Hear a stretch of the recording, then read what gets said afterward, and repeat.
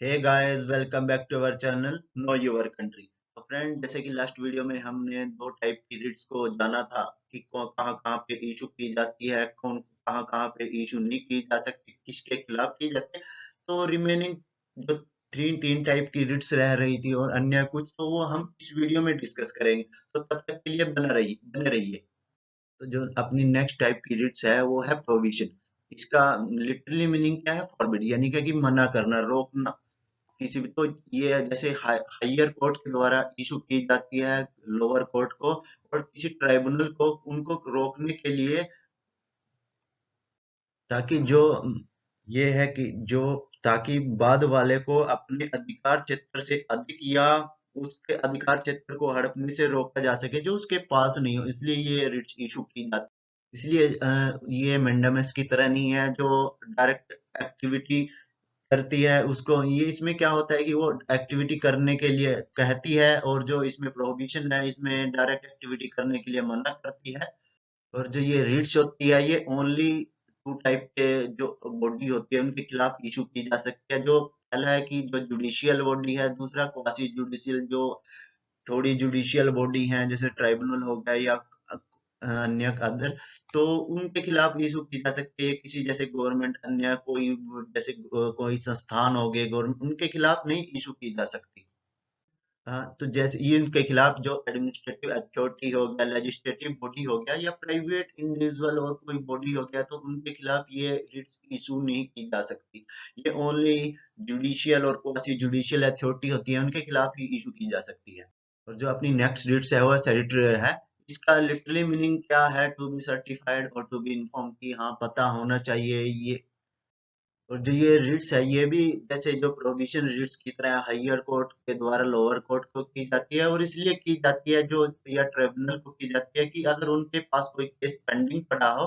तो उसको अपने पास ट्रांसफर करने के लिए किए जाते हैं, या फिर जो उन्होंने कोई ऑर्डर दिया हो जो पहले, जैसे ये लोअर कोर्ट ने ऑर्डर दिया है तो उसको रद्द करने के लिए ये रिट्स इशू की जाती है। और ये इस ग्राउंड पे इशू की जा सकती है, या तो जैसे लैक ऑफ जुरिडिक्शन हो गया या एरर ऑफ लॉ हो गया। तो कुछ ग्राउंड है जैसे कि जहाँ पे अच्छी तरह से कोई एरिया को पता ना गया हो, कोई लॉ में एरर हो जो उस जजमेंट में, तो उसके खिलाफ ये रिट्स इशू की जा सकती है। तो जैसे जो अपनी प्रोहिबिशन जो हमने लास्ट डिस्कस की थी, ये उसकी तरह नहीं है क्योंकि ये वो ओनली प्रिवेंटिव रिट्स थी। और जो ये सेरिटरी है, ये रिट्स प्रिवेंटिव के साथ साथ क्यूरेटिव भी है। क्यूरेटिव ये रिट्स जो सेरिटरी रिट्स है, ये रोकने के साथ साथ, यानी कि एक तरह से कह सकते हैं जो उसका जो इलाज होता है, जो उसका निवारण है वो भी करती है, जबकि जो अपनी प्रोहिबिशन रिट्स है वो ऐसा नहीं करती, वो ओनली रोकती है। तो पहले क्या था? जो ये रिट्स है सेक्रेटेरिएट, ये ओनली इशू की जा सकती थी जैसे जो कोई जुडिशियल एक्शन के खिलाफ या क्वासी जुडिशियल अथॉरिटी हो गया, जो एडमिनिस्ट्रेटिव अथॉरिटी है उसके खिलाफ नहीं इशू की जा सकती थी। पर क्या हुआ, 1991 में सुप्रीम कोर्ट ने कहा कि जो ये रिट्स है इसको एडमिनिस्ट्रेटिव जो अथॉरिटी है उसके खिलाफ भी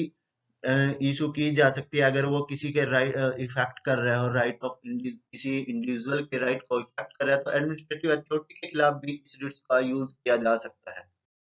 लाइक जो प्रोहिबिशन रिट्स थी उसकी तरह ही जो ये अपनी रिट्स होती है कि सेरिटरी रिट्स, इसको हम जैसे लेजिस्लेटिव बॉडी हो गया या प्राइवेट बॉडी या कोई और बॉडी उसके खिलाफ इशू नहीं कर सकते। तो अपनी जो नेक्स्ट रिट्स है वो है क्यू वारंट। क्यू वारंट क्या होती है ये इसके विषय में जानते हैं। जो इसका मीनिंग होता है कि वारंटों का, वो है कि बाय व्हाट अथॉरिटी, और वारंट की किस अथॉरिटी के द्वारा या वारंट के द्वारा। तो ये इसके विषय में जानते हैं कि कैसे इशू की जाती है, क्या इसका क्राइटेरिया है, कितना बड़ा एरिया है। तो ये जैसे इशू की जाती है कोर्ट के द्वारा इंक्वायरी करने के लिए, जैसे, और लीगलिटी एक की क्लेम होता है कि उसका लीगलिटी है जानने के लिए एक पर्सन के और पब्लिक ऑफिस के। इसलिए ये प्रिवेंट करती है इलीगल यूजरपेशन, यानी कि कोई ऑफिस को हड़प ले, कोई पब्लिक ऑफिस को एक कोई भी पर्सन उसको अपने पर्सनल यूज को के लिए कोई हड़प ले, तो उससे रोकती है ये रिट्स। और जो ये रिट्स इशू की जाती है ओनली जो कॉन्स्टिट्यूशन के द्वारा या स्टैट्यूट के द्वारा क्रिएट किए जाते हैं, जो सब्सटेंसिव पब्लिक ऑफिस होती हैं जो परमानेंट करेक्टर के होते हैं उन उस केस में इशू की जाती है। ये उस केस में इशू नहीं की जा सकती जहां मिनिस्ट्रियल ऑफिस या प्राइवेट ऑफिस है, उनके खिलाफ या उनके केस में इशू नहीं की जा सकती। और जो अपनी अन्य चार रीट्स थी, ये उनकी तरह नहीं है। ये जो पर्सन चाहे कोई पीड़ित होता है उससे अलग अगर कोई इंटरेस्टेड पर्सन होता है तो वो भी इसके जा सकता है इस रिट्स इशू कराने के लिए। जबकि अन्य चार रिट्स केस में क्या होता था कि वे चार रिट्स तभी इशू की जा सकती है जब कोई परेशान जो कोई एग्रीगेट पर्सन हो तो ही जाए। पर इस केस में ऐसा नहीं है। इस केस में है कि उसके साथ साथ अगर कोई इंटरेस्टेड पर्सन भी जाता है कि अगर तो वो भी इसके लिए कह सकता है कोर्ट को कि आप रिट्स इशू किए, उसके लिए अप्लाई कर सकता है। तो यहाँ पे अपनी पांच रिट्स थी वो पूर्ण हो चुकी हैं। उसके बाद हम देखेंगे जो आर्म फोर्स होते हैं और फंडामेंटल राइट होते हैं, दोनों के बीच में क्या रिलेशन, क्या उनको भी वही राइट मिलते हैं जो हमको मिलते हैं या कोई डिफरेंट राइट्स हैं या कम मिलते हैं, तो कैसा है। तो जो आर्म फोर्स है और फंडामेंटल राइट है उसके विषय में जानते हैं। जो आर्टिकल 33 है अपना, वो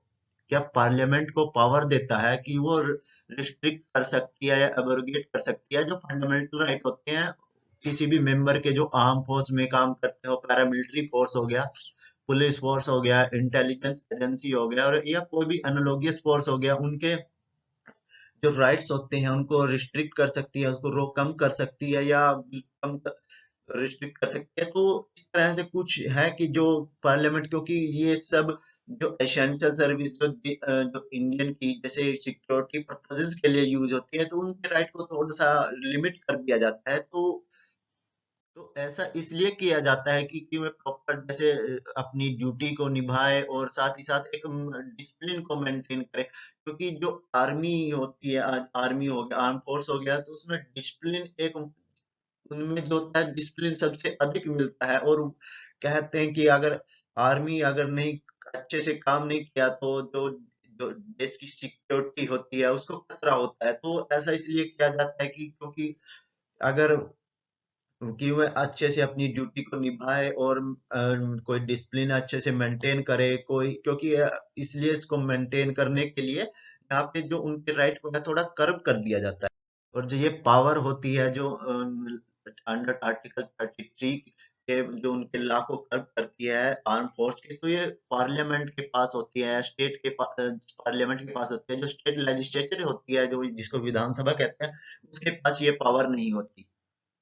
और जो पार्लियामेंट इस टाइप के लॉ बनाती है उसको किसी भी कोर्ट में चैलेंज नहीं किया जा सकता इस ग्राउंड पे कि वो जैसे अपने फंडामेंटल राइट होते हैं उसको कॉन्ट्रावेंशन कर रही हो। जो आर्म फोर्स के कोई भी पर्सन जाए कि उनके फंडामेंटल राइट थोड़े हर्ट हो रहे हैं, तो इस बिना पे वो किसी भी कोर्ट में चैलेंज नहीं किया जा सकता।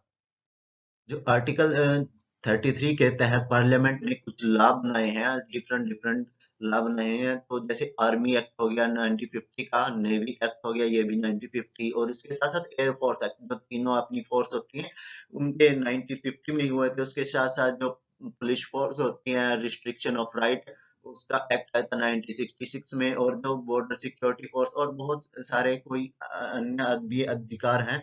अन्य एक्ट हैं जो पार्लियामेंट ने समय समय पर लाए हैं कि जो आर्म फोर्स होते हैं उनके जो फंडामेंटल राइट है थोड़े कम करने के लिए।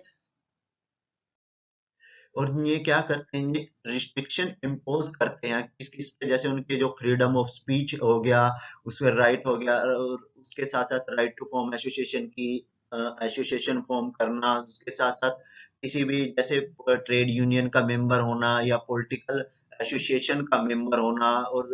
जैसे किसी प्रेस के साथ कम्युनिकेट करना और पब्लिक मीटिंग को अटेंड करना या डेमोन्स्ट्रेशन या करना। तो इन सब पे रोक लगाते हैं क्योंकि अगर कोई आर्मी पर्सन की कोई अगर किसी पॉलिटिकल पार्टी में इन्वॉल्व हो गया तो उस पॉलिटिकल पार्टी के लिए ही वर्क करेगा। जबकि जो आर्मी पर्सन होता है वो होल इंडिया का, पूरे इंडिया का ख्याल रखते हैं। जब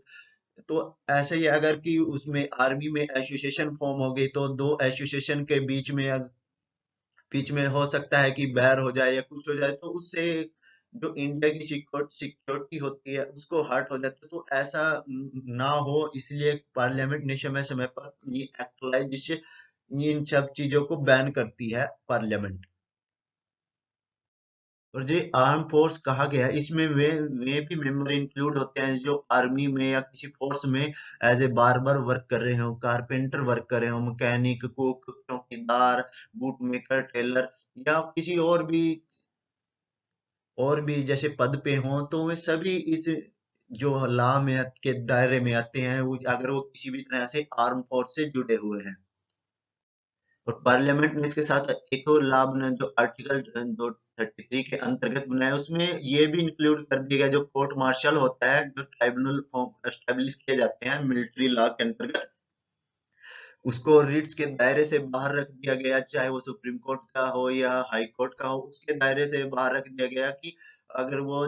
कोई फंडामेंटल राइट के एनफोर्समेंट के लिए यूज हो तो उससे एरिया से बाहर रख दिया गया है, यानी कि सुप्रीम कोर्ट इस एरिया में या हाई कोर्ट रिट्स इशू नहीं कर सकती।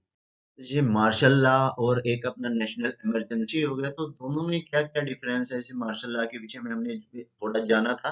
तो दोनों के विषय में क्या क्या डिफरेंस है, बिटवीन क्या क्या डिफरेंस है, वो अब आइए एक टेबल के माध्यम से जानते हैं। तो जो मार्शल लॉ होता है वो ओनली फंडामेंटल राइट को ही हर्ट करता है, क्योंकि जब मार्शल लॉ होता है तब वो उसे मिलिट्री रूल कहा जाता है,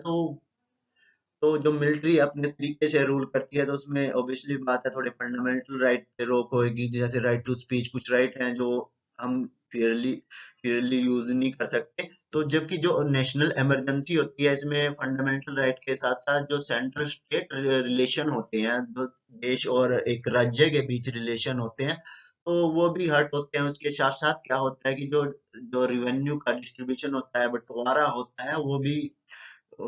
हर्ट होता है। और साथ साथ लेजिस्लेटिव पावर, जो पावर डिवाइड की गई है सेंटर और स्टेट के बीच में, जो अंडर जो अनुच्छेद जो अंडर शेड्यूल 7 के अंतर्गत की गई है, जिसमें अपने जैसे 3 लिस्ट बनाई गई है। पहला है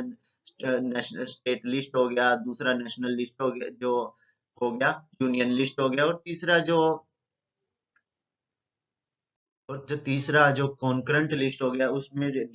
कुछ सब्जेक्ट डिवाइड हैं। तो जिसमें जो यूनियन लिस्ट है उसमें यूनियन ही कानून, जो पार्लियामेंट है वो कानून बना सकती है, स्टेट में स्टेट लेजिस्लेचर बना सकती है। और जो कॉन्करेंट लिस्ट होती है उसमें दोनों ही, चाहे स्टेट लिस्ट स्टेट हो, लेजिस्लेचर हो या फिर पार्लियामेंट हो, दोनों ही लॉ बना सकती है। तो जब ये नेशनल इमरजेंसी आती है तो जो उस सेंटर स्टेट रिलेशन होते हैं इसलिए हर्ट हो जाते हैं, क्योंकि नेशनल इमरजेंसी के समय जो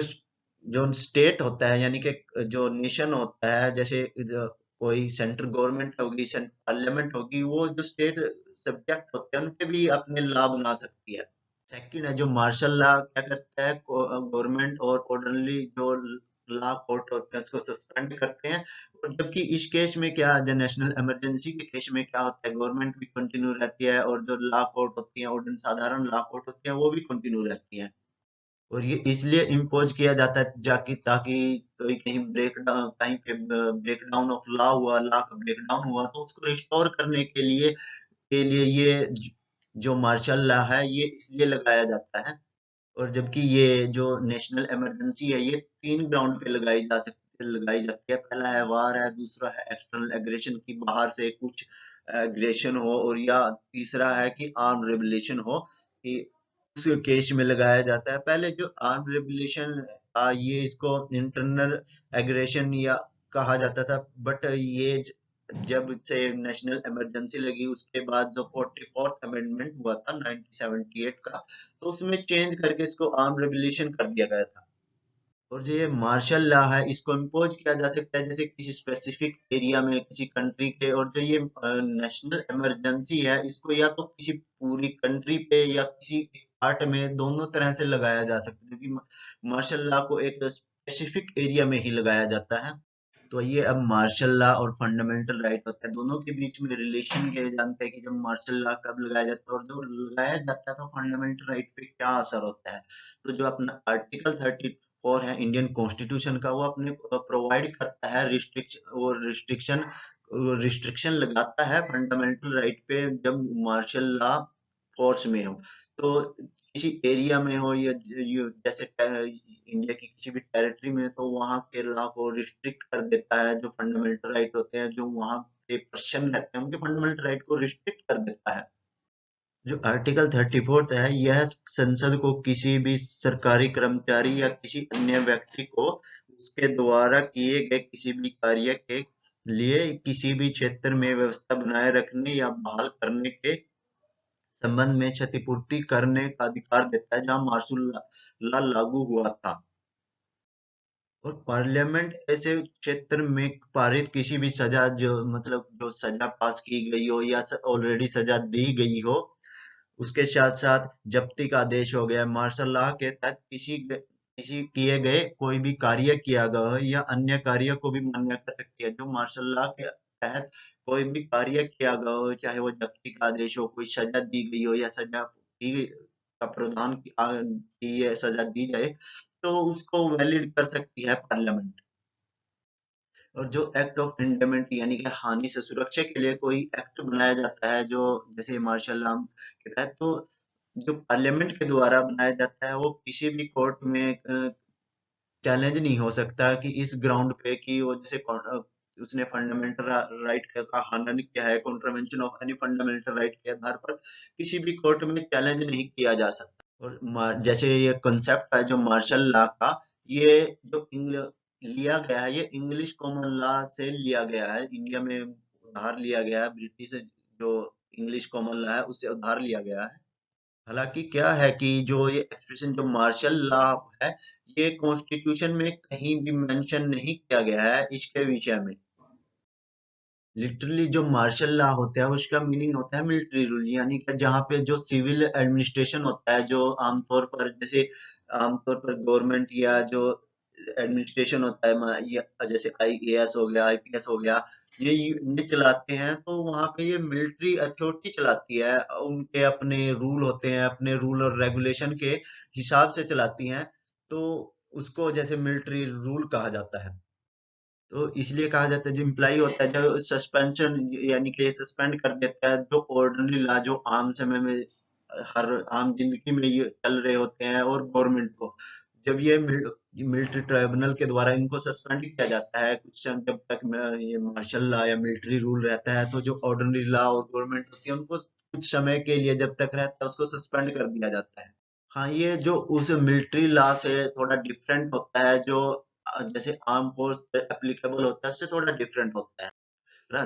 अपने जो इंडियन इंडियन कॉन्स्टिट्यूशन में है, वो कहीं पे भी जैसे स्पेसिफिक एक्सप्रेशन या प्रोविजन नहीं दिया गया हो कि अथॉरिटी और एग्जीक्यूटिव को कि वो मार्शल लॉ डिक्लेयर कर सकती है।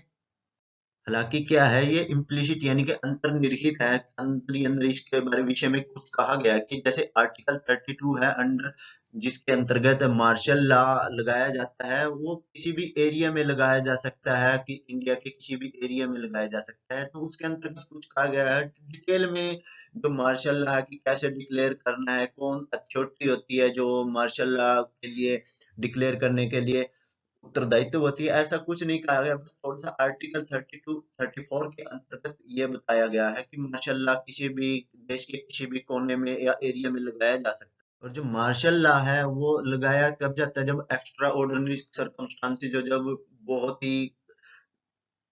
बहुत ही एक्स्ट्रा ऑर्डिनरी की मतलब कि आम जिंदगी से हट, आम सिचुएशन से हटकर बहुत ही खतरनाक कुछ सिचुएशन होगी, जैसे जिसमें वार हो गया, इन वार हो गया कि किसी दूसरे देश के साथ लड़ाई, इन्वेजन, किसी दूसरे देश ने हमारे पे अटैक कर दिया हो, रिवॉल्यूशन हो, इंसर्शन हो, रॉयट्स हो, और एनी कुछ भी वायलेंट हो, उसको रोकने के लिए वायलेंट हो, रेजिस्टेंस टू लॉ हो, तो एनी वायलेंट रेजिस्टेंस की अगर कोई लॉ लगाया बना हो और उसके जैसे रेजिस्टेंस को रोक अप्लीकेबल होने से रोकने के लिए कुछ वायलेंट किसी जैसे हिंसा का सहारा लिया जाए, तो वहां पे मार्शल लॉ लगाया जा सकता है। तो इसके जुरिडिक्शन में क्या कहा गया कि जैसे जो फोर्स होता है, जैसे वॉलेंट्री फोर्स होता है या कोई भी फोर्स होता है, तो उसको फोर्स के द्वारा ही रिपील यानी कि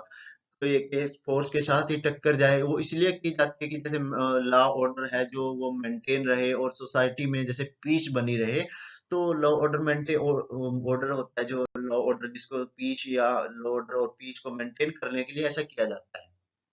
और जब मार्शल लॉ ऑपरेशन में होता है तो जो मिलिट्री अथॉरिटी होती है उनके पास एबनॉर्मल पावर आ जाती है कि वो कुछ अननेसेसरी स्टेप ले सके। तो इसका कुछ ऐसा ऐसा लगा लो जैसे आपने आसपास सुना होगा जो नॉर्थ ईस्ट में कई कहीं स्टेट में लगा हुआ है, उसमें क्या होता है मिलिट्री के पास एक्स्ट्राऑर्डिनरी पावर दी जाती है। तो सेम केस यहाँ पे भी है, जो मार्शल लॉ के अंतर्गत मिलिट्री को एक्स्ट्राऑर्डिनरी पावर दी जाती है अब नॉर्मल, जो आमतौर पर उनके पास नहीं होती, क्योंकि मिलिट्री आमतौर पर क्या होती है जो सिविल एडमिनिस्ट्रेशन रोजमर्रा की जिंदगी के लिए जो भी होता है वो नहीं चलाती। वो मिलिट्री अपना अलग से उनका सिस्टम अलग से रूल होते हैं उनको चलाती है। जब उनको जैसे मार्शल लॉ लगता है तो एबनॉर्मल पावर मिल जाती है। तो जो ये जो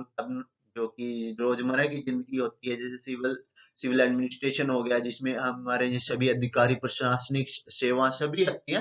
तो उनको इस तरह से अपने हाथ में ले लेती है, अपने रूल के अकॉर्डिंग ही यूज करती है।